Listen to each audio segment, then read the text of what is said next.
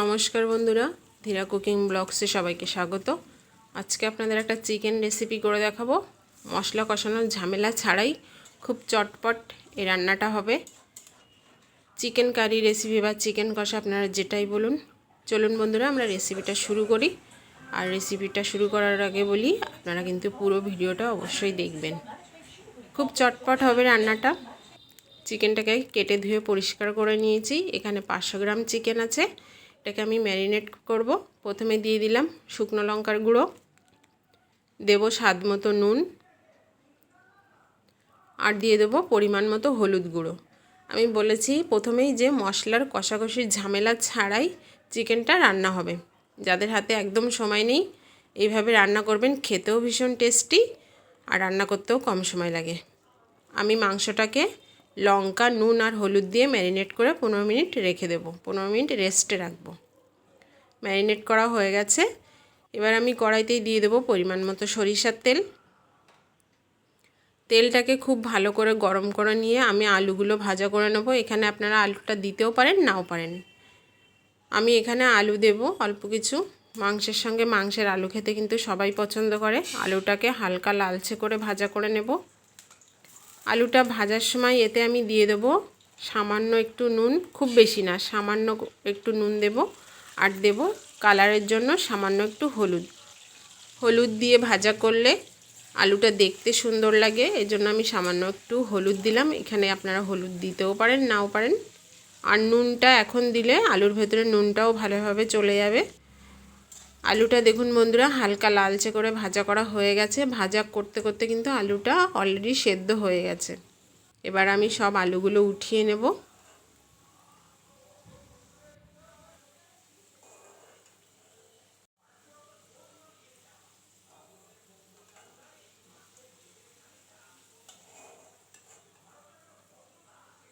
আলুটা উঠিয়ে নেওয়ার পরে যে তেলটা রয়েছে ওই তেলেই আমি রান্না করব। দিয়ে দিলাম কয়েকটা এলাচ আর দারচিনি। ফোড়নে দিয়ে দিলাম কয়েকটা এলাচ আর দারচিনি। এবার দিয়ে দিলাম দুটো তেজপাতা।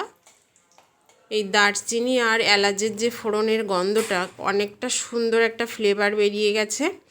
আর এর ওপরেই আমি দিয়ে দিলাম গোটা জিরে ফোড়ন, দারচিনি, এলাচ আর গোটা জিরে আর তেজপাতা। এই হলো ফোড়নে আমি দিয়ে দিলাম। এই ফোড়নের ফ্লেভারটা মাংসের ভেতরে যাতে খুব ভালোভাবে চলে যায়, তার জন্য আমি এবার দিয়ে দেবো ম্যারিনেট করা চিকেনটা।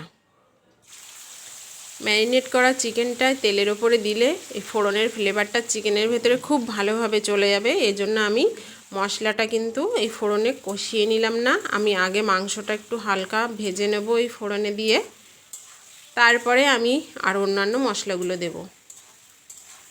এখানে আমি 5 মিনিট মতো নাড়াচাড়া করে ভাজা করে নিয়েছি। এবার দিয়ে দিলাম পেঁয়াজ কুচি। পেঁয়াজ কুচিটা দিয়েও আমি বেশ কিছুক্ষণ নাড়াচাড়া করে নেব।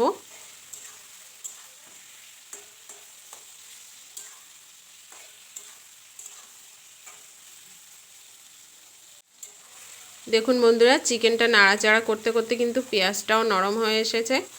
এবার আমি দিয়ে দেব রসুন, আদা আর কাঁচা লঙ্কা। এটা কিন্তু গোটা না, জাস্ট থেতো করে নিয়েছি আমি রসুন, আদা আর কাঁচা লঙ্কা। ঝালের জন্য কিন্তু আমি কাঁচা লঙ্কা দিয়েছি, আর কাঁচা লঙ্কার ফ্লেভারে এই চিকেনটা খেতে কিন্তু ভীষণ ভালো লাগে। আপনারা বাড়িতে প্লিজ একবার এইভাবে ট্রাই করে দেখবেন, একদম অল্প সময় লাগবে। এবার আমি ঢেকে কষিয়ে নেব। এই সময় কিন্তু গ্যাসটাকে মিডিয়াম আঁচে রেখে আমি রান্নাটা করব। আমি 10 মিনিট মতো ঢেকে রান্না করে নিয়েছি। 10 মিনিট পরে আমি একটু নাড়াচাড়া করে নেব। চিকেনটা দেখুন, আপনারা দেখেই বুঝতে পাচ্ছেন কতটা সুন্দর হয়েছে, আর মশলাগুলোও কিন্তু অনেকটা নরম হয়ে গেছে। চিকেনটাকে কিন্তু অনেকটা সময় ধরে এভাবে কষিয়ে নিতে হবে।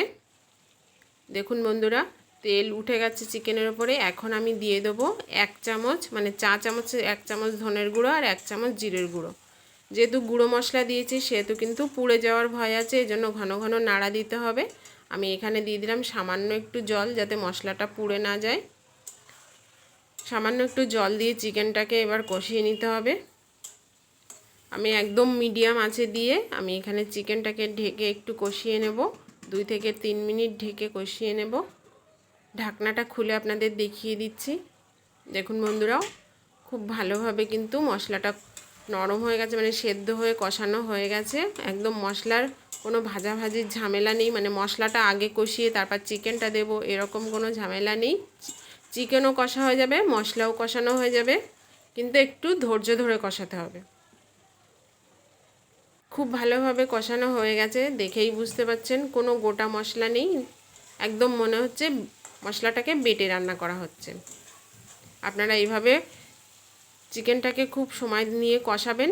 এবার আমি দিয়ে দেবো ভেজে রাখা আলু, যে আলুটা আমি আগেই ভেজে রেখেছিলাম সেই আলুটা দিয়ে এবার চিকেনটাকে আরও কিছু সময় ধরে কষিয়ে নেব। চিকেন যত ভালো করে কষাবেন ততই কিন্তু খেতে ভালো লাগবে। যে কোনো মাংস একটু ধৈর্য ধরে কষাতে হবে। আপনি মাংস যত ভালো করে কষাবেন খেতে কিন্তু ততই ভালো লাগবে। এক এক স্টাইলে এক এক সময় রান্না করা হয়, তবে এখানে কিন্তু মাংসটাকে খুব ভালোভাবে কষিয়ে নিতে হবে। আমি এখানে লো আছে ঢেকে 5 মিনিট মতো রান্না করব। 5 মিনিট পরে আপনাদের দেখিয়ে দিচ্ছি। মাংসটা দেখুন খুব ভালোভাবে কষানো হয়ে গেছে, চারিদিকে তেল ছেড়ে দিয়েছে। এই সময় কিন্তু চিকেনটা একটু ঘন ঘন নাড়া দিতে হবে, যেহেতু শুকনো মশলা মানে গুঁড়ো মশলা দেওয়া আছে, তা নাহলে কিন্তু তোলায় পোড়া লেগে যাবে, কড়াইতে পোড়া লেগে যাওয়ার সম্ভাবনা আছে। এই জন্য চিকেনটাকে কিন্তু একটু ঘন ঘন নাড়া দিতে হবে। আর মশলাটা কিন্তু খুব ভালোভাবে কষানো হয়ে গেছে। এবার আমি দিয়ে দিলাম পরিমাণ মতো জল। খুব বেশি জল আমি দেব না, কারণ চিকেন আর আলু কিন্তু কষাতে কষাতে অলরেডি সেদ্ধ হয়ে গেছে। আমি অল্প একটু জল দিয়ে এখানে মিডিয়াম আঁচে রান্না করব, একদম ফুল আঁচে দেব না। এখন দিয়ে দিলাম ভাজা গরম মশলার গুঁড়ো। এই মশলার রেসিপিটা কিন্তু আমি আগেও দেখিয়েছি। এর ভেতরে রয়েছে গোটা এলাচ, গোটা দারচিনি, লবঙ্গ আর রয়েছে গোটা জিরে, সব একসঙ্গে ভেজে আমি গুঁড়ো করে নিয়েছি। আমি ঢেকে এখানে 10 মিনিট মতো রান্না করব, একদম মিডিয়াম টু লো আছে।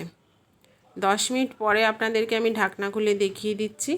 চিকেন কিন্তু প্রায় রেডি হয়ে গেছে। তাহলে বন্ধুরা আপনাদেরকে একদম কম সময় দেখিয়ে দিলাম কত তাড়াতাড়ি চিকেন রান্না করা যায়, একদম মশলার কষানো বা বাটাবাটির ঝামেলা ছাড়াই কিন্তু আমি এটা দেখিয়ে দিলাম। কোনো মশলা বেটে কষানো লাগলো না, মাংস আর মশলা একসঙ্গেই কষিয়ে নিলাম। আর এখানে যেহেতু ফোড়নটা আগে দেওয়া হয়েছে, এই ফোড়নের ফ্লেভারটা কিন্তু চিকেনের ভেতরে খুব ভালোভাবে চলে গেছে। দেখুন বন্ধুরা, আমি চিকেনটাকে নামিয়ে নিয়েছি আর রান্নাটা অলরেডি হয়ে গেছে। আপনারা বাড়িতে এইভাবে কিন্তু অবশ্যই ট্রাই করে আমাকে জানাবেন কেমন লাগলো। আর আপনারা কিন্তু অবশ্যই ভালো থাকবেন। চিকেনটা খেতে কিন্তু ভীষণ টেস্টি, দেখেই বুঝতে পারছেন। তাহলে বন্ধুরা আজকে এই পর্যন্তই।